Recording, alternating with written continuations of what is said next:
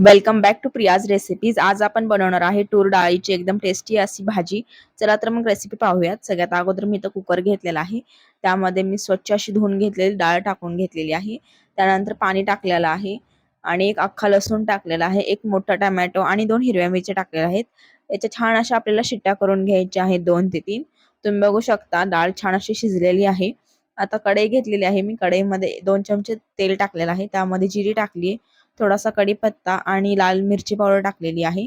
त्यानंतर आपण जी शिजवून घेतलेली डाळ आहे ती टाकलेली आहे आणि चवीपुरतं मीठ टाकलंय आणि जे लसूण आपण आतमध्ये टाकलं होतं त्याला छान असं मॅशरने किंवा चमच्याने छान असं मॅश करून घ्यायचं आहे। त्यातला पूर्ण आतला गर जो असतो तो काढून घ्यायचा आहे बाहेर। डाळ शिजवून घेताना जर तुम्ही अशा प्रकारे अख्खा लसूण टाकला तर यामुळे छान टेस्ट वाढते।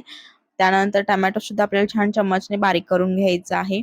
छान असं 5 मिनिट आपल्याला शिजवून घ्यायचं आहे। त्यानंतर वरून भरपूर अशी कट करून घेतलेली कोथिंबीर टाकायची आहे, छान मिक्स करायचंय।